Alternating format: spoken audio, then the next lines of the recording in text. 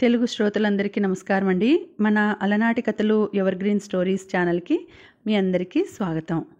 మళ్ళీ పెళ్లి చేసుకుందామా ధారావాహిక వింటున్నామండి. రచన శ్రీ మురళీకృష్ణ గారు. ఇక ఆలస్యం చేయకుండా మనం కథలోకి వెళ్ళిపోదామండి.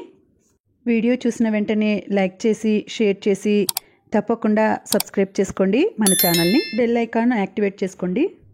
క్యాంటీన్ నుంచి వచ్చిన భోజనం తిన్నాక ఇద్దరూ చాలాసేపు కబుర్లు చెప్పుకుంటూ కాలక్షేపం చేశారు. ఆలస్యం అయిపోతోందని పల్లవి కంగారు పడడంతో ఆమెని తమ కారులో వాళ్ళ ఇంటికి పంపించేసింది మేఘన. అక్కడ సంజయ్ ఇంటి దగ్గర కావేరి పిచ్చి పట్టిన దానిలాగా ప్రవర్తిస్తోంది. పని మనిషి వంట మనిషి కూడా సెలవు నుండి రాకపోవడంతో ఇంటి పని వంట పని చేసుకోలేక ఆమె హైరాణ పడిపోతోంది. మేఘన వెళ్ళిపోయిన దగ్గర నుండి సంజయ్ హాస్పిటల్కి వెళ్లకుండా ఇంటి పట్టునే ఉండిపోవడంతో బయట వాళ్ళెవరినీ ఆమె పనిలోకి పెట్టుకోలేకపోతోంది. సౌమ్య ఇంటి దగ్గర ఉన్నంతసేపు తల్లికి సాయం చేస్తున్నట్లే నటించి ఉదయమే కాలేజీకి పారిపోతోంది. ప్రతిరోజు చీకటి పడ్డాక కానీ ఆమె ఇంటికి చేరకపోవడంతో ఇంటి పని మొత్తం కావేరి మీద పడిపోయింది. ఇలాంటి పరిస్థితిలో కూడా ఆవిడ మేఘనదే తప్పు అన్నట్లు తిట్టిపోస్తోంది. మేఘన హాస్పిటల్ నుంచి ఇంటికి వచ్చిన వారం రోజుల తర్వాత ఒకరోజు మధ్యాహ్నం ఆమెకి తన తాలూకు ముఖ్యమైన వస్తువులు సంజయ్ ఇంట్లో తన గదిలో ఉండిపోయినట్లు గుర్తుకు వచ్చింది. ఆ ఇంటికి ఎలా వెళ్ళాలా అని ఆమె ఆలోచిస్తున్న సమయంలో మదన్ తోడు వస్తానని చెప్పి ఆమెతో బయలుదేరాడు. చాలా రోజుల తర్వాత ఆ రోజునే సంజయ్ హాస్పిటల్కి వెళ్ళాడు. సౌమ్య ఎప్పటిలాగానే కాలేజీకి వెళ్ళిపోయింది. కావేరి ఒక్కరితే ఇంటిలో వంట హడావిడిలో ఉంది. అలవాటు లేని పని అవడంతో ఆమె కనిపించకుండా వెళ్ళిపోయిన మేఘనని తిట్టుకుంటూ వంట చేస్తోంది. ఉదయాన్నే వంట మనిషిని రమ్మందామని ఆమెకి ఫోన్ చేస్తే అప్పుడే రావడం కుదరదని ఆమె చెప్పడంతో ఆమెకి కోపం నశాలానికి అంటింది.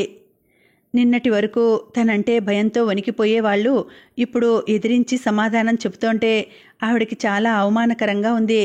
మేఘన మదన్ని తీసుకుని లోపలికి అడుగు పెడుతోంటే తోటమాలి వాళ్ళ దగ్గరికి పరిగెట్టుకుంటూ వచ్చి పలకరించాడు. మేఘనని చూడగానే అతని ముఖం ఆనందంతో వెలిగిపోయింది. మీరు వెళ్ళిపోయాక సంజయ్ బాబు చాలా బాధపడ్డారమ్మా. మీకోసం తెగ వెతికిస్తున్నారు. అత్తమ్మగారిని సౌమ్యమ్మగారిని తిట్టిపోశారు. ఇప్పుడు వాళ్లే ఇంట్లో వంట చేస్తున్నారు. బయటనుంచి భోజనం తెప్పించుకుంటే చంపేస్తానని చెప్పారు సంజయ్ బాబు. నవ్వుతూ ఆ ఇంటి కబుర్లన్నీ చెప్పేసి మదన్ కేసి సందేహంగా చూశాడు. మా అన్నయ్య అని అతనికి పరిచయం చేసి అన్నగారిని తీసుకుని ఇంటి లోపలికి నడిచింది. మేఘన ఒక ఏడాది పాటు ఎన్నో అవమానాలని ఎదుర్కొని ఆ ఇంట్లో రోజులు గడిపింది. ఈ రోజున అలాంటి అవసరం లేదు. మదన్ని సోఫాలో కూర్చోమని చెప్పి మేఘన మేడ మీదకి వెళ్లబోతున్న సమయంలో లోపల నుంచి కావేరి వచ్చి వీళ్ళని చూసి విస్తుపోయింది. ఎప్పుడూ సాధారణమైన బట్టలు వేసుకుని నిరాడంబరంగా ఉండే మేఘన ఆ రోజున చాలా ఖరీదైన డ్రెస్ వేసుకొని దాని మీదకి మ్యాచింగ్ నగలు పెట్టుకొని చాలా కొత్తగా కనిపించింది ఆమెకి. ఆమెతో పాటు సూటు బూటు వేసుకుని చేతికి ఖరీదైన వాచీ పెట్టుకుని హుందాగా ఉన్న మదన్ని చూసి ఆమె ముఖం చిట్లించింది. చెప్పా పెట్టకుండా ఎక్కడికి పోయావు మేఘన? ఇలా ఎవళ్ళని పడితే వాళ్ళని ఇంటికి ఎలా తీసుకొస్తావు? అంది కోపంగా. ఇతను మా అన్నయ్య. మాట్లాడేటప్పుడు తనకి కొంచెం మర్యాద ఇచ్చి మాట్లాడండి. అతను నాలాగా నెమ్మదైన వాడు కాదు. అతనికి ముక్కు మీదుంటుంది కోపం. అతను తిడితే మీరు తట్టుకోలేరు అంది మేఘన కూల్గా. మేఘన అంతకుముందు ఎప్పుడూ కావేరి మాటలకి ఎదురు సమాధానం ఇవ్వలేదు. ఇప్పుడు మేఘన ధైర్యంగా తన కళ్ళల్లోకి చూసి సమాధానం చెబుతోంటే ఆమె మాటల్లో ధ్వనిస్తున్న నిర్లక్ష్యం కావేరికి కోపం తెప్పించింది. ఇంటి నుంచి వెళ్ళిన ఈ వారం రోజుల్లోనే మేఘనలో ఇంత మార్పు ఎలా వచ్చిందో కావేరికి అర్థం కాలేదు. మేఘన ఆవిడని లెక్క చేయకుండా మేడ మీద ఉన్న తన గదికి వెడుతుంటే కావేరి ఆమె దారికి అడ్డం వచ్చింది. సంజయ్ ఇంట్లో లేనప్పుడు మేడ మీదకి ఎలా వెళ్తావు? నువ్వు ఇంట్లో నుంచి వెళ్ళినప్పటి నుంచి నా నెక్లెస్ ఒకటి కనిపించడం లేదు. దానికి సమాధానం చెప్పి కదులు ముందు అంది కావేరి. నెక్లెస్ ఇంట్లోనే ఉండి ఉంటుంది, వెదుక్కో అని సంజయ్ చెప్పిన సంగతి కోపంలో మర్చిపోయిన కావేరి ఆ దొంగతనాన్ని మేఘన మీద ఆరోపించడానికి సిద్ధమైంది. కావేరి మేఘనకి దొంగతనం అంటగడుతూ మాట్లాడుతుండడంతో మదన్ కోపంతో పైకి లేవబోయాడు. మేఘన అతడిని తొందరపడవద్దని వారించింది. ఆ నెక్లెస్ ఎక్కడ ఉందో సౌమ్యాన్ని అడిగితే మీకు కరెక్ట్గా చెప్తుంది. అయినా ఇంతకు ముందర మీ దగ్గర డబ్బులు ఎవరు దొంగతనంగా తీసుకున్నారో మీకు తెలుసు కదా, వాళ్లే దాన్ని తీసుకుని ఉంటారేమో అని కనుక్కోలేకపోయారా అని అడిగేసరికి కావేరి కంగుతింది. ఆ తర్వాత మేఘన మరి మాట్లాడకుండా కావేరిని తప్పించుకుని మేడ మీదకి వెళ్ళి తన వస్తువులని కాగితాలని తీసుకుని కిందకి వచ్చింది. అప్పటి వరకు కింద ఏం గొడవ జరిగిందో తెలియదు, కానీ మదన్ కావేరిని తన తీక్షణమైన చూపులతో కాల్చేసేలా చూస్తున్నాడు. మదన్ తనని కొడతాడేమో అన్న భయంతో కావేరి ఒక సోఫాలో ముడుచుకు కూర్చొని ఉంది. మేడమెట్లు దిగి వస్తున్న మేఘనని చూడగానే కావేరి ఆమె మీద కోపంతో విరుచుకొని పడింది. మళ్ళా ఎక్కడికి వెళ్తున్నావు? అయినా నీ ఒంటి మీద ఈ బట్టలేమిటి, ఇన్ని నగలేమిటి? నువ్వు ఇంట్లో నుంచి పారిపోయినప్పటి నుంచి సంజయ్ నీకోసం పిచ్చిపట్టిన వాళ్లాగా వెతుకుతున్నాడు. వాడికి ఒకసారి చెప్పి వెళ్ళాలని కూడా నీకు తెలియదా? అడిగింది కావేరి. ఆమె ముఖంలో మేఘన పట్ల అసహ్యం కొట్టవచ్చినట్లు కనిపిస్తోంది. సంజయ్ నా కోసం వెతకటం ఎప్పటినుంచి? నేను ఈ ఇంట్లో ఏడాది నుంచి ఉంటే నాతో మాట్లాడడానికి కూడా అతనికి తీరికలేదు. నేను ఉన్నానో లేదో కనుక్కునే ఓపిక కూడా మీ అబ్బాయికి లేదు. నేను వెళ్ళిపోతే తనకి వచ్చిన నష్టమేమిటి అన్నది. నేను వెళ్ళిపోయిన దగ్గర నుంచి ఇంట్లో వంట పని ఇంటి పని చేసుకోలేక మీరు బాధపడుతున్నట్లు చెబితే అర్థం ఉంది అంది మేఘన. అదేమిటే అలాగంటావు? మేఘన, వాడు నీ భర్త. నిన్ను పెళ్లి చేసుకొని తీసుకువచ్చాక నువ్వు ఎక్కడికి వెళ్ళావో తెలుసుకోవడం వాడి బాధ్యత అంది కావేరి. మేఘన రాజసంతో హుందాగా తన ఎదురుగా నిలబడి కళ్ళల్లోకి చూస్తూ ధైర్యంగా మాట్లాడుతుంటే కావేరి ఆమెతో అగౌరవంగా మాట్లాడలేకపోతోంది. ఆ విషయం మీ అందరికీ ఇప్పుడు గుర్తుకు వచ్చిందా? అయినా నేను ఎక్కడికి వెడుతున్నానో సంజయ్కి చెప్పేదేమిటి?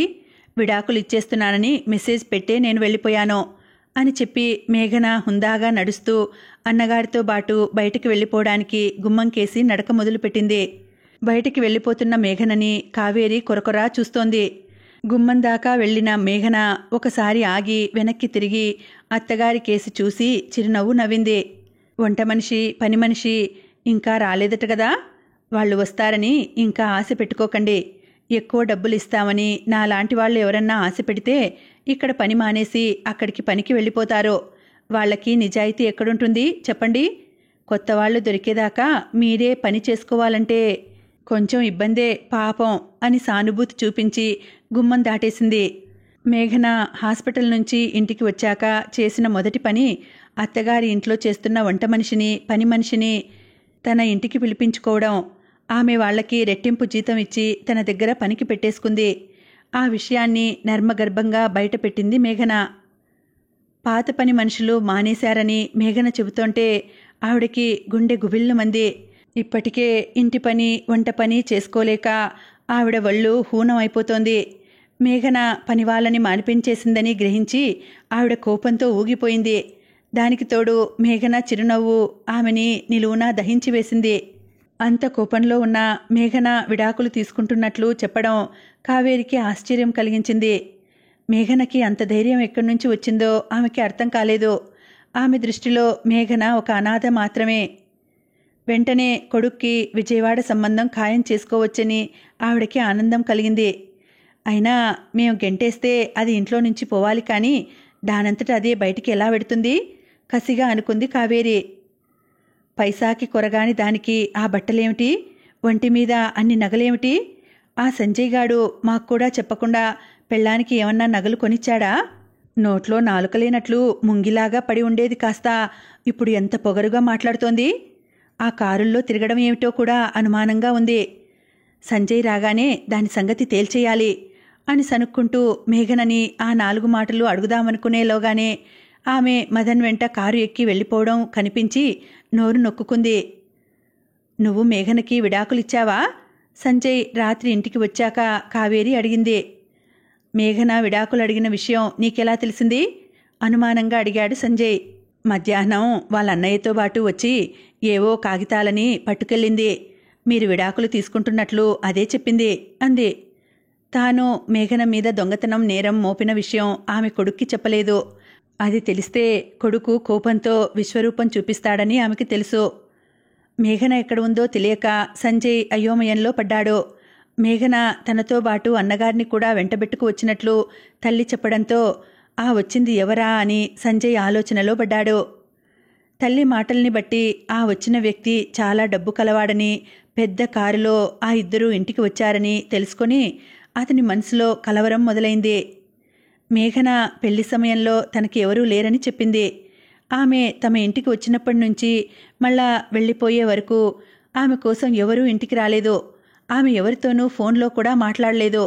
ఇంత అకస్మాత్తుగా ఒక కొత్త వ్యక్తి ఆమె జీవితంలోకి ఎలా వచ్చాడో అతనికి అర్థం కాలేదు.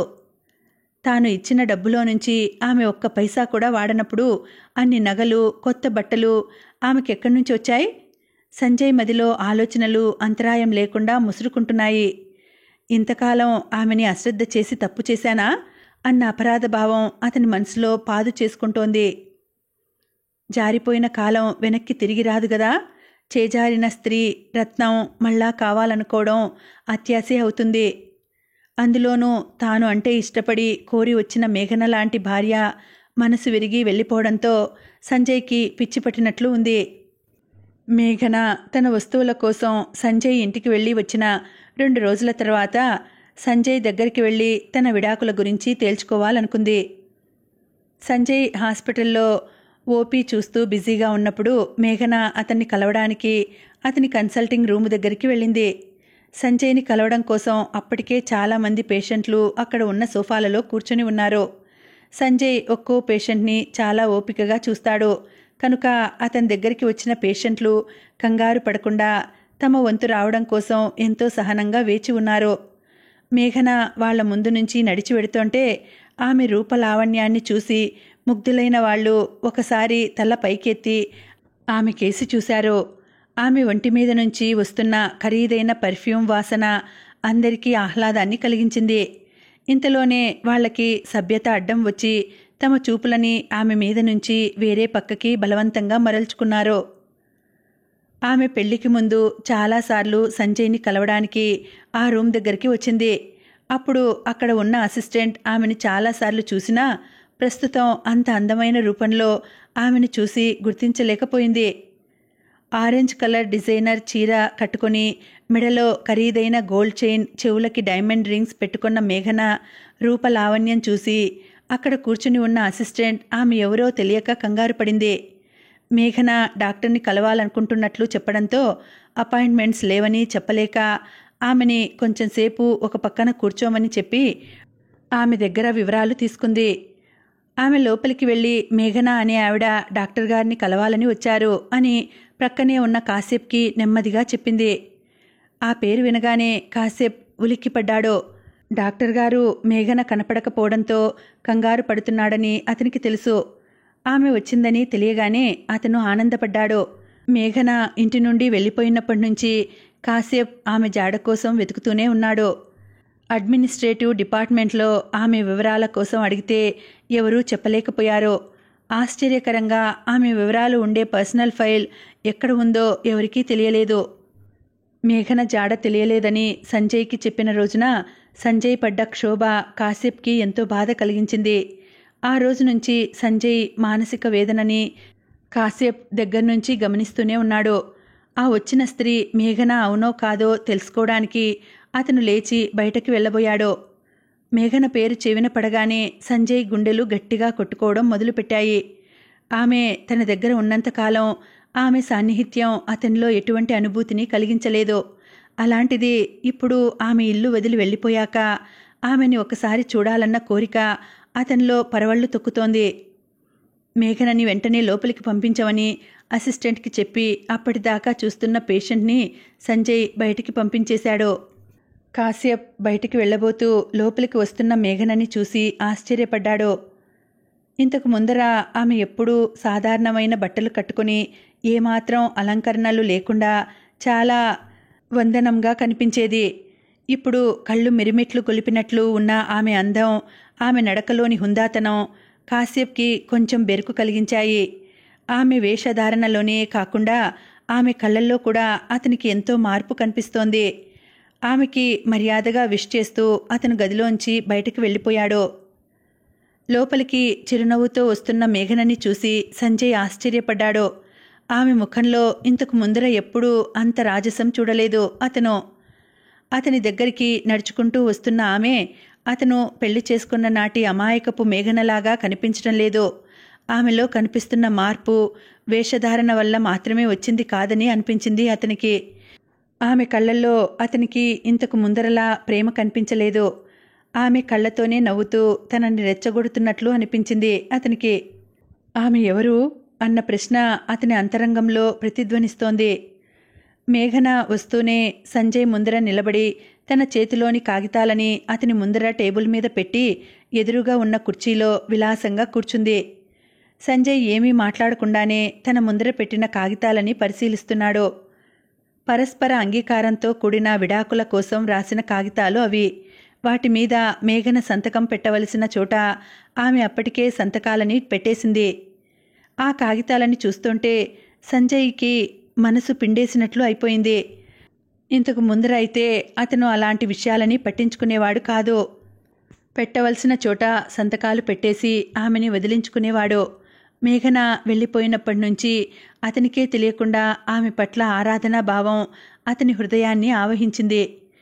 తనను నమ్మి పెళ్లి చేసుకుని వచ్చిన మేఘనని తన ఇంట్లో వాళ్ళు ఒక పని మనిషి కంటే హీనంగా చూశారని తెలుసుకున్న రోజున అతనిలో అపరాధ భావన మొదలైంది. దానితో కరకు రాతిలాంటి అతని హృదయం నెమ్మదిగా మేఘన ప్రేమ కోసం తప్పించిపోవడం మొదలుపెట్టింది. అలా ఎందుకు జరుగుతోందో ఎవరు చెప్పగలరు కనుక? మేఘన, ఇంకొకసారి ఆలోచించు.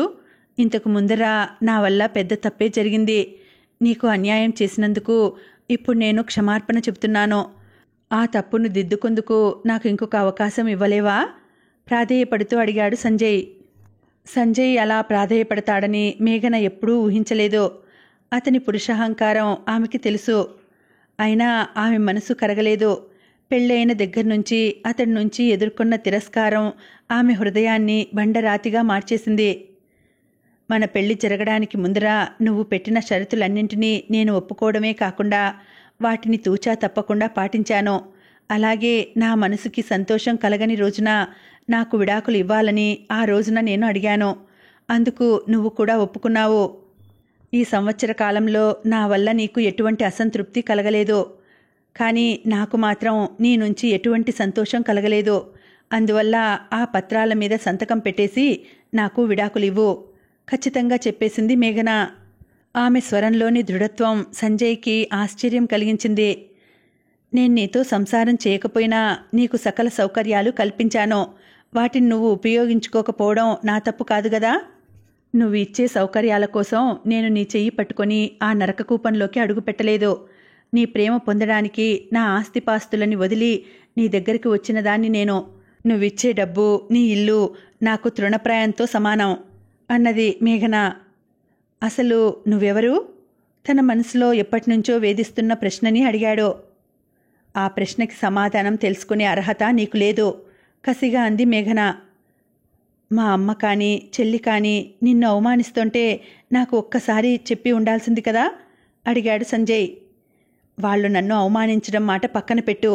నువ్వు నా పట్ల ఎలా ప్రవర్తించావో గుర్తు తెచ్చుకో. నువ్వు సంసారం చేయనని చెప్పినప్పుడు నేను బాధపడలేదు. నువ్వు నా ఉనికినే గుర్తించినప్పుడు మాత్రం నేను బాధపడ్డాను. నీ ప్రేమపూర్వకమైన పలకరింపు కోసం నేను పరితపించిపోయాను. నువ్వు పెళ్లికి ముందర పెట్టిన షరతులలో నన్ను పలకరించనన్న షరతు లేదు కదా? నువ్వు మన మధ్య ఉన్న ఒప్పందాన్ని ఉల్లంఘించినప్పుడు నాకు విడాకులే శరణ్యం. ఇంక మాటలాపి ఆ కాగితాల మీద సంతకం పెట్టేస్తే నేను వెళ్ళిపోతాను. నువ్వు నీ రోగులతో హాయిగా గడపొచ్చు అంటూ మేఘన అసహనంగా లేచి నిలబడింది. ఒక్క క్షణం కూర్చో. ఇన్ని ఆస్తిపాస్తులు ఉండి కూడా నువ్వు మా ఇంట్లో ఇన్ని అవమానాలని ఎదుర్కోవాల్సిన అవసరం ఏమొచ్చింది అంటూ అడిగాడు. ఆ విషయం నీకు చెప్పినా అర్థం కాదు సంజయ్. ఆడవాళ్ల మనసులు అర్థం చేసుకోవడం నీలాంటి అహంభావులకి శక్యం కాదు. మీ ఇంట్లో మన పెళ్లికి ఇష్టం ఉండదని నీకు తెలిసినప్పటికీ నన్ను పెళ్లి చేసుకుని ఆ ఇంట్లో 2 రాక్షసుల మధ్య నన్ను వదిలిపెట్టేశావు. అందుకు నీకు ఉన్న అర్హత ఏమిటి? నాలో ఉన్న లోపం ఏమిటి? ఆ రోజున నేను ఒప్పుకోకపోయినా ఇంకో అమాయకురాల్ని ఆ స్థానంలో ఇంటికి తీసుకువెళ్ళగలవు నీకు మా ఆత్మాభిమానం గురించి పట్టింపు ఉండదు కదా? నీ కుటుంబ సభ్యుల మీద నీకు చాడీలు చెప్పి ఆ సానుభూతితో నీ ప్రేమ సంపాదిస్తాననుకున్నావా? నా కుటుంబం గురించి నేను ముందరే చెప్పి ఉంటే మీ అమ్మ నన్ను కూర్చోబెట్టి గౌరవించేది. నీ చెల్లెలు అలా నా ముందర బరి తెగించి ప్రవర్తించేది కాదు. ప్రేమని డబ్బుతో కొనుక్కోవడం అంటేనే నాకు అసహ్యం అన్నట్లు చెప్పడం మర్చిపోయాను. మీ అమ్మగారు తన నగని నేను దొంగతనంగా తీసుకువెళ్ళిపోయానని అనుకుంటున్నారు. ఇప్పుడు నా మెడలో ఉన్న ఈ ప్లాటినం గొలుసు ఆవిడ నగ ఖరీదు కన్నా ఎన్నో రెట్లు ఉంటుంది అంది మేఘన. మీ చెల్లి గదిలో ఉన్న కబ్బోర్డ్లో ఒక సీక్రెట్ అర ఉంటుంది. అందులో వెతికితే ఆవిడ పోగొట్టుకున్న నగతో పాటు నువ్వు ఊహించని వస్తువులెన్నో కనిపిస్తాయి. కాస్త గుండె దిటవు చేసుకుని వెతుకు. అరచి అల్లరి చేసుకోకు. ముళ్ల మీద పడ్డ బట్టని జాగ్రత్తగా తీసుకోవాలి అని ఒక సలహా ఇచ్చింది. ఆమె ప్రశ్నలకి అతని దగ్గర సమాధానం లేదు. ఆమె సలహాలోని అంతరార్థం అతనికి అర్థం కాలేదు. ఆమె అందమైన ముఖం కేసి తేరిపార చూస్తూ కూర్చుండిపోయాడు సంజయ్. ఆమె అసహనంగా చూస్తూ కుర్చీలో మళ్ళా కూర్చుండిపోయింది. సంజయ్ ఆమె ముఖం మీద నుంచి దృష్టి మరల్చుకొని ముఖం పక్కకి తిప్పుకున్నాడు. నేను ఈ కాగితాల మీద సంతకం పెట్టకపోతే? రెట్టిస్తూ అడిగాడు ఆమెని. అప్పుడు కోర్టులో ఏడాది నుంచి నాతో ఎందుకు సంసారం చేయడం లేదో చెప్పుకోవాల్సిన బాధ్యత నీ మీద ఉంటుంది. భార్యాభర్తలలో ఏ ఒక్కరూ సంసారానికి ఒప్పుకోకపోయినా రెండో వ్యక్తికి విడాకులు అడిగే హక్కు ఉందని చట్టం చెబుతోంది. కోర్టులో కలుద్దామంటే నాకేం అభ్యంతరం లేదు అన్నది. సంసారానికి పనికి వస్తానని నేను కోర్టులో నిరూపించుకోగలను గదా నవ్వుతూ అన్నాడు సంజయ్. పెళ్ళయి ఉన్నప్పటి నుంచి నువ్వు సంసారం చేయలేదని నేను కూడా నిరూపించగలను కదా. ఎప్పుడైనా నువ్వు నాతో ఎందుకు కాపురం చేయలేదో చెప్పుకోవాల్సి వస్తుంది. ఆ మాత్రం తెలివితేటలు నాకు ఉన్నాయి అన్నది మేఘన. ఇప్పుడు సంసారం చేసి నిన్ను సుఖపెడతానంటే కూడా ఒప్పుకోవా నువ్వు? ఇప్పుడు నా మనసు విరిగిపోయింది. నువ్వు నా ఒంటిని తాకినా నాకు జుగుప్సగా ఉంటుంది ముఖం చిట్లించి చెప్పింది మేఘన. సంజయ్ ఆమె మాటలకి ఎంతగానో బాధపడ్డాడు. ఆమెని మరి సమాధానపరచలేనన్న సంగతి అతనికి అర్థమైంది. నిశ్శబ్దంగా ఆమె తీసుకువచ్చిన కాగితాల మీద సంతకాలు పెట్టేసి వాటిని ఆమె ముందుకు తోశాడు. అన్ని కాగితాల మీద సంతకాలు పెట్టాడో లేదో చూసుకుని మా లాయర్ వచ్చి నీ దగ్గర మిగతా డాక్యుమెంట్స్ అడిగి తీసుకుంటారు. విడాకుల తర్వాత నీ దగ్గర నుంచి నాకేమీ భరణం అక్కర్లేదని ఇందులోనే రాయించాను. నువ్వేమీ భయపడనక్కర్లేదు అంది. ఆమె మాటలు సంజయ్ని సూదుల్లాగా గుచ్చుకున్నాయి. ఆమె వెళ్ళిపోవడానికి లేచి నిలబడి అతని కేసి ఇంకోసారి చూడకుండానే వెనుతిరిగి గుమ్మం బయటికి వెళ్ళిపోయింది. బయట చాలాసేపటి నుంచి వేచి ఉన్న రోగులు ఆమె కేసి కోపంగా చూస్తుంటే ఆమె వాళ్ళ చూపులని పట్టించుకోకుండా రాయంచలాగా వారి మధ్య నుంచి నడుచుకుంటూ వెళ్ళిపోయింది. తమ మధ్య ఉన్న వివాహ బంధం ఆనాటితో ముగిసిపోయిందని మేఘన ఆనందించింది. కానీ అసలు కథ ఇప్పుడే మొదలైంది. మేఘన విడాకుల పత్రాల మీద సంతకాలు తీసుకుని వెళ్ళిపోయాక సంజయ్కి హాస్పిటల్లో ఉండబుద్ధి అవలేదు. ఆమె అందమైన ముఖంలో తన పట్ల కనిపిస్తున్న అసహ్యం అతని హృదయాన్ని దహించి వేస్తోంది. ఆ ముఖమేనా నా పలకరింపు కోసం ఇంతకాలం కలవరించిపోయింది అని అనుకుంటూ అతను కలత చెందిపోయాడు. ఇంతకాలం అతను ఎప్పుడూ ఇంకొక స్త్రీ పట్ల ఆకర్షితుడు కాకపోవడంతో వాళ్ళ మనోభావాల్ని తన మనసుకి పట్టించుకోలేదు. తన ప్రవర్తన వల్ల ఎదుటి స్త్రీ బాధపడుతోందన్న కనీస జ్ఞానం కూడా అతనికి లేకపోయింది. ఇప్పుడు మేఘన తనని దూరం పెట్టడాన్ని అతను సహించలేకపోవడం అంటే అతను ఆమె పట్ల ఆకర్షితుడు అవుతున్నాడన్నమాట. ఆ విషయం అతనికి కూడా అర్థమవుతోంది. ఆమె ఏడాది పాటు అతనితో కలిసి ఒకే ఇంట్లో జీవించినా అతనికి ఆమె పట్ల ఎటువంటి ఆరాధనా భావం కలగలేదు. అప్పుడు కలగని ఆకర్షణ ఆమె తనని వదిలిపెట్టి వెళ్ళిపోయిన ఈ కొద్ది రోజులలోనూ ఎందుకు కలుగుతోంది? అతనికి ఆమె పట్ల కలిగిన జాలి వల్లనా? అలాంటి అవకాశమే లేదు.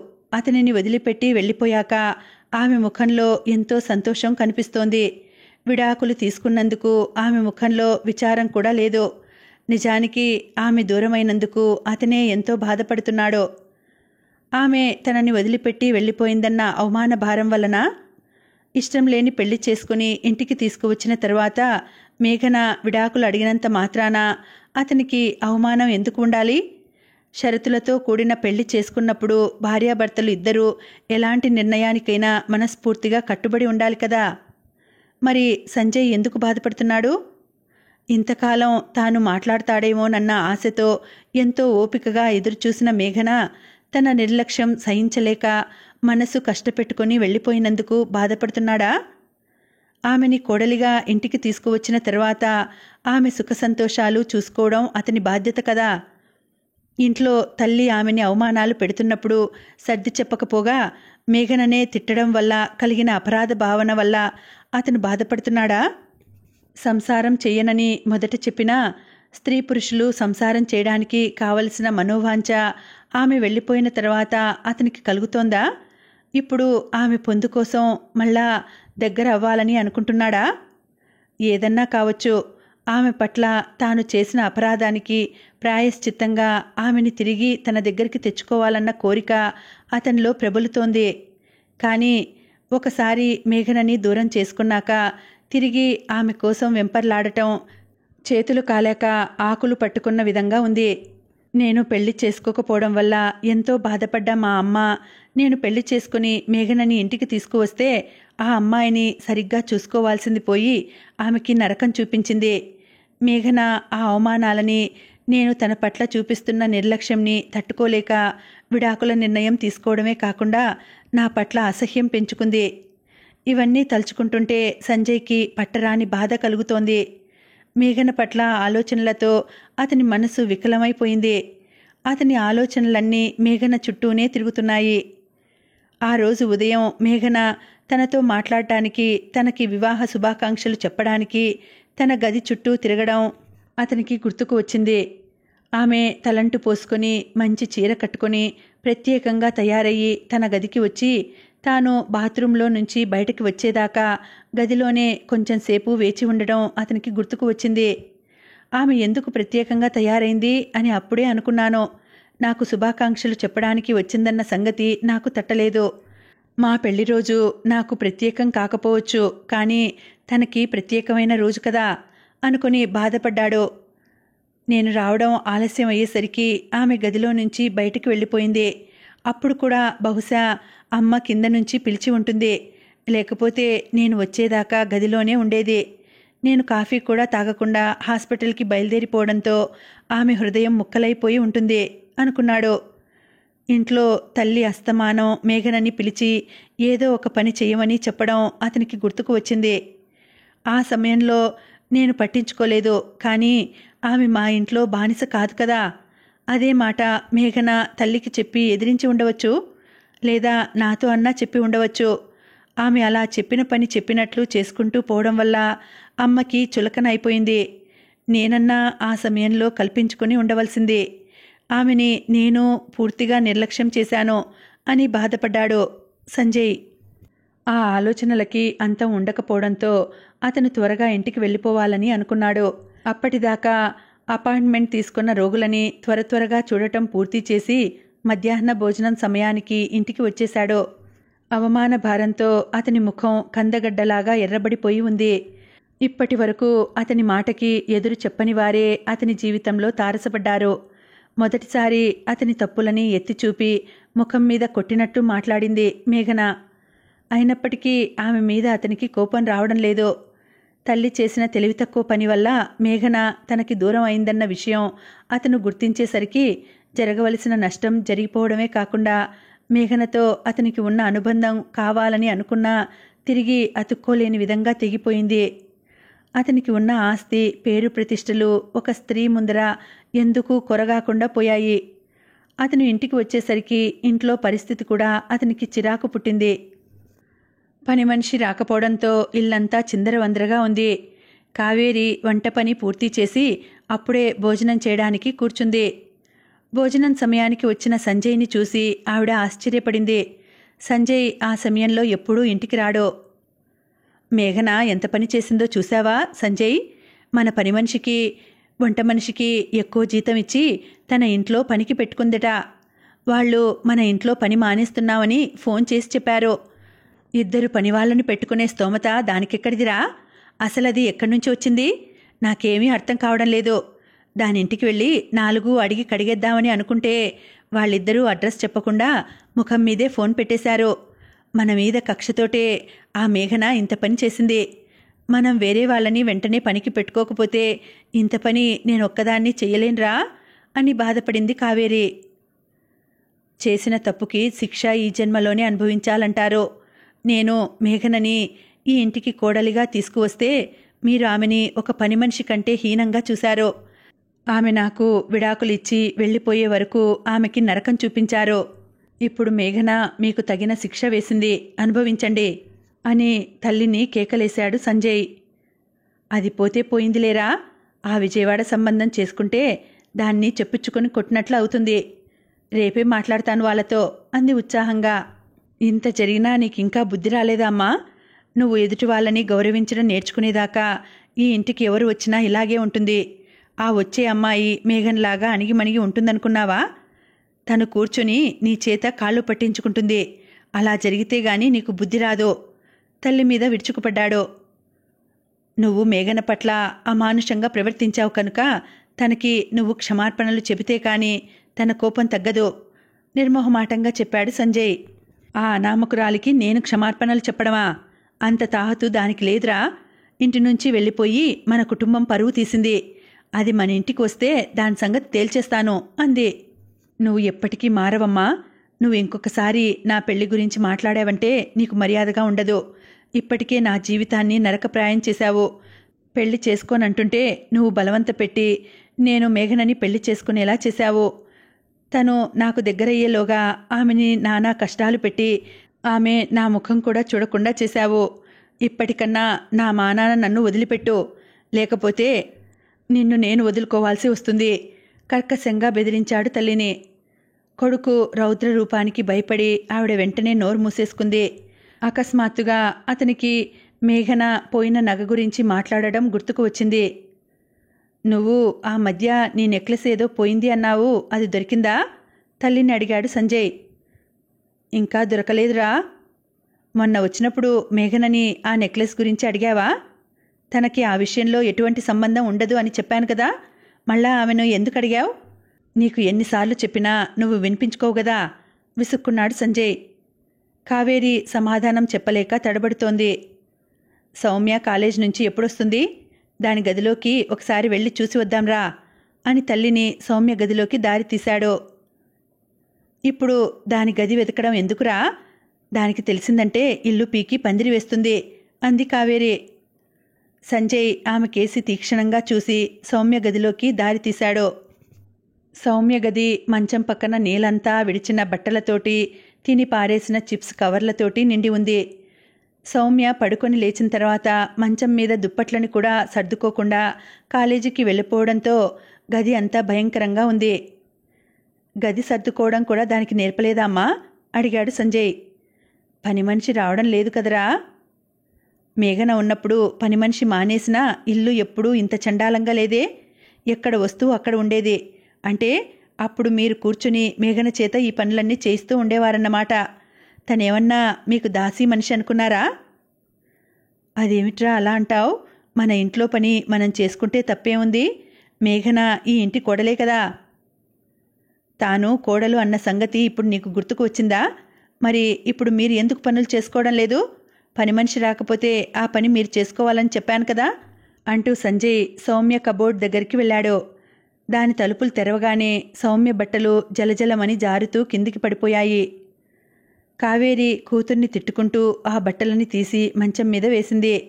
మేఘన చెప్పినట్లుగానే సంజయ్ నేరుగా కబోర్డ్లో ఉన్న రహస్య ఆరా తెరిచాడు. దాంట్లో ఎదురుగా కావేరి పోయిందనుకుంటున్న నెక్లెస్ మెరుస్తూ కనిపిస్తోంది. కావేరి ముఖంలో నెత్తురు చుక్కలేదు. నిన్నటిదాకా డబ్బులే తీస్తోందని అనుకున్నాను, ఇప్పుడు దొంగతనాలు కూడా మొదలెట్టింది అని కావేరి సనుక్కుంటోంది. సంజయ్ లోపలికి చెయ్యి పెట్టి ఆ అరలో ఉన్న మిగతా సామాన్లని కూడా తీసి పక్కనే ఉన్న కుర్చీ మీద పెట్టాడు. వాటిలో తెల్లటి పొడుము ఉన్న కవర్ అతని దృష్టిని ఆకర్షించింది. 1/2 గ్రాము బరువున్న ఆ తెల్లటి పొడి మత్తుమందు అని తెలుసుకోవడానికి సంజయ్కి ఎక్కువ సమయం పట్టలేదు. చెల్లెలు డ్రగ్స్ వాడుతోందని తెలుసుకొని అతను షాక్ తిన్నాడు. ఇంటి వ్యవహారాలు పట్టకుండా అతను హాస్పిటల్కే అంకితం అయిపోయి డబ్బు సంపాదనలో మునిగిపోతుంటే ఇల్లు ఇలా ఉండకుండా ఇంకెలా ఉంటుంది? మేఘన ఉన్నంతకాలం ఇల్లు సర్దుకు రావడానికే ప్రయత్నించింది. అందువల్లే సంజయ్కి ఎటువంటి అనుమానం రాలేదు. ఆమె మాత్రం ఎంతవరకు ఇల్లు సర్దుకు రాగలదు? అందులోనూ ఆమెకి ఇంటిలో ఎటువంటి స్వేచ్ఛ లేదు. అందువల్లే జరుగుతున్న విషయాలని సంజయ్ దృష్టికి తీసుకురాలేకపోయింది. ఇంకా ఉందండి, కథ కొనసాగుతుంది. మళ్ళీ వచ్చే వీడియోలో కలుసుకుంటాను. అంతవరకు సెలవు. నమస్తే.